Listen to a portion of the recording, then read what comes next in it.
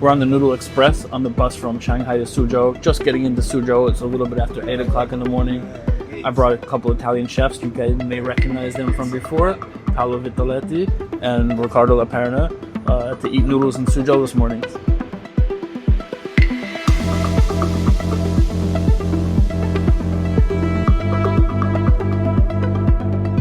Suzhou is next to Shanghai, and it's an ancient city famous for its scholars, writers, poets, and Chinese gardens. It has a very different culture than Shanxi, very different noodles, and very different standards. So in Suzhou, they judge the noodle shop based on how good the soup is, and this is like the king of the soups. It's the white soup, and make with pork bones, chicken bones, and eel bones. And then this is the summer version where they put the fermented rice leaves in it. You can kind of see like this the rice that's discarded in the rice wine making process. The two main soups in Suzhou are the red base, which is with soy sauce, and the white base, which is this one. Our first stop was for soup noodles at a shop that's been around for several decades. So this one's all about the broth. Like I was saying before, I mean, okay, there's noodles in it, they taste good, but we got 2 other shops to go to today, so this is like the pre-noodle noodle. The classic Paolo move, the Italian chopstick.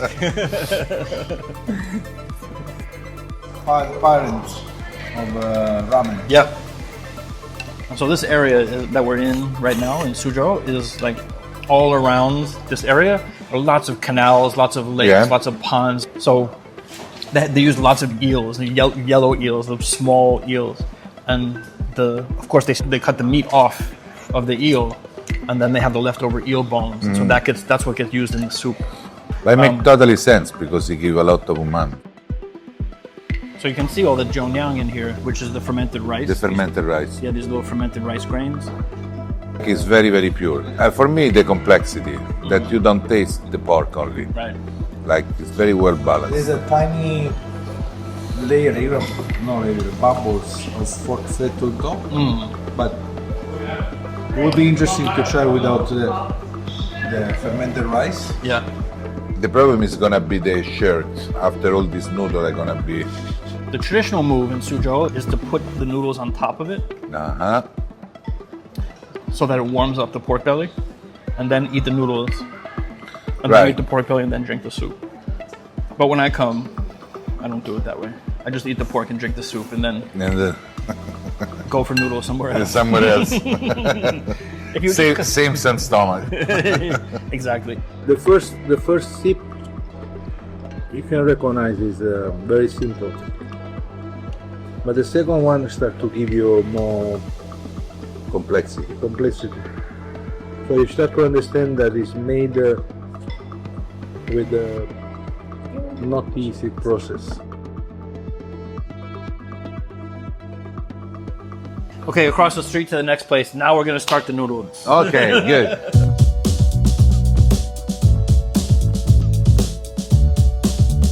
After our pre-game noodle, we headed across the street to one of my favorite noodle shops in all of China, and to see its chef owner, Miss Ren. It was summer, the season for 3 shrimp noodles. Everyone in Suzhou serves these noodles now, but no one makes them like her. 3 shrimp noodles are named for the parts of the shrimp that go into the noodle, not for there being 3 shrimp. It's the fat from the head or the tamale, the eggs from the body, and then the meat from the body, which are all separated and processed differently.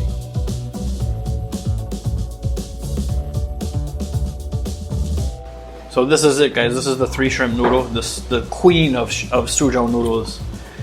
Only in summer when the shrimp have the eggs, and they brush off all of the eggs, and they pick out all of the fat from the head, and then they marinate the shrimp so that they can velvet it. They do this all over Suzhou in summer, but this really is the best one, I think. Yumi and Jai. So you eat dry? Yeah, this one you eat dry. If you want, you dress with something. So we have a little bit of vinegar and a little bit more of the eggs and soy sauce. Okay. Yeah. So mix it all up. And this one is all about the topping. The noodles themselves are alkaline wheat noodles. Slightly. I like it with a little bit of vinegar, but she said she put some, so we'll see how much. Very good. Oh, it's so good. When you go to other places, they give you a lot more noodles, but the portion of shrimp kind of stays the same. Right. So- So you don't want that. I mean, this one you're eating not to fill up, right? Like this Right. isn't a noodle that you're eating because you're hungry. This noodle costs like, I don't know, almost $40 US per bowl. Right. So it's really all about the topping. Light, fragrant. It's no oversweetened. We're only like a half-hour drive from the huge lake, which is on the edge of Suzhou, on the west edge of Suzhou. And that's where the best shrimp for this come from. White shrimp, very small white shrimp. It's the perfect bowl of noodles. 他今天说，你的面可以得2颗星，米其林可以得2颗米其林星。我其实我得什么星我都无所谓，我只是觉得做给像家人一样，来的客人就像家人一样。 And the food is fantastic. Really, it's really. There is soul on food. There is soul. 得让他们帮我提提意见，我还能改进。我只是按照我的理念在做。对，我觉得真的是用心在做，真的是很重要。而且你每天的状态要保持要良好的状态，情绪会影响做菜的。我觉得，我就是觉得我这个店开着，来的客人都像朋友一样的，我就觉得我应该是尽心尽力做好。这才对得起人家到你这个小店来，外面店多了，苏州好多家，苏州可能有几千家面馆吧，对吧？人家为什么选择到你来？那肯定是有你的点吸引人家的点。其实我打小就喜欢做菜，也源自于我喜欢吃，然后就吃我就会琢磨嘛，我就琢磨怎么会做得好吃，我就觉得自己爱吃就要会做吧，最起码你得会做，对吧？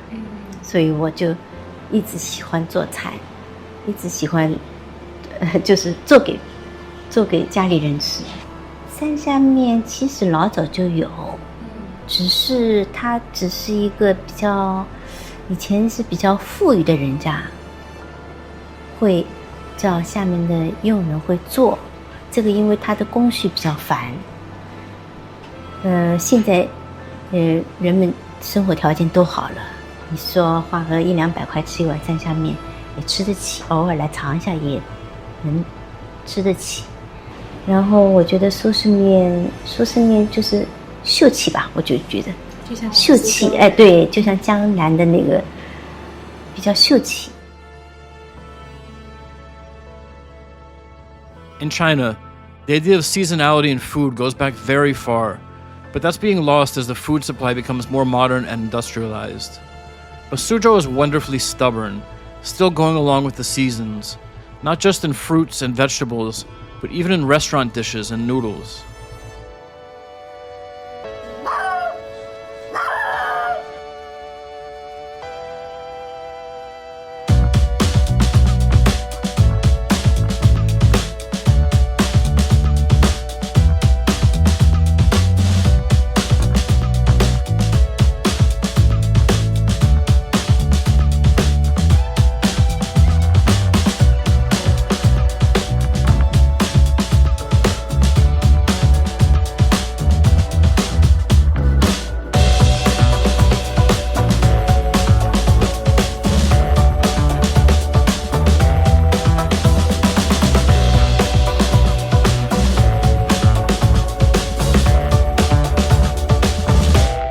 Our last stop was a new contemporary shop with deep Suzhou roots. The owner, Mr. Zhang, made his money in the hot pot industry and then decided he wanted to open a noodle shop celebrating Suzhou's seasonality and local ingredients. We stopped in at his latest shop. Even with more than 200 seats, on the weekends the line to eat here is more than an hour long. With Mr. Zhang's blessing, we went straight into the restaurant's kitchen. 苏式面，它汤是灵魂，这个汤对我们来讲非常重要。所以一般的一个面馆有这么大一个汤锅已经很不容易了。你看我们是这么一盘，这么多，那个是800斤。这个有多少个鸡？对，还有几只鸡。几只鸡？这个里面有10几只鸡啊。对。More than 10. 对， And this 它是根据你的汤桶的今天熬汤的量来取决于啊。This is so different than Shanxi, right? Where Shanxi was all about the noodle shape. And here, like Shanxi, you wouldn't go into a kitchen and see this type of soup being of pasta were just put they're forgettable. Yeah, the toppings are forgettable, but the noodles are amazing. They're amazing. And here, everything is about the soup. Everything is about the that toppings. one made the noodles with very fine with 酥汤面讲究的是什么呢？就是汤和面要裹。你不能说汤是汤，面是面，它是分离的。它是面，它在胀发的时候，它有裹汤的这种功能，这个就很关键。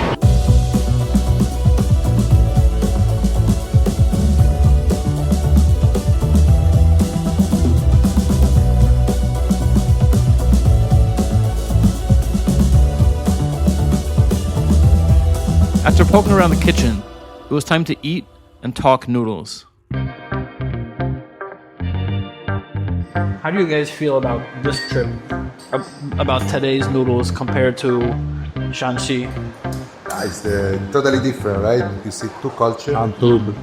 And this one, that is all about the broth.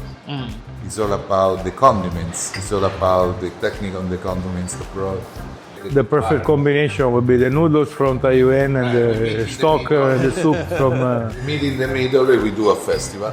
But Perhaps because this is a richer area than the other, but I feel the Taiyuan similarity with the South Italy, I agree. and here I feel similarity like North Italy. This looks like a tagliarin from Piedmont, refined.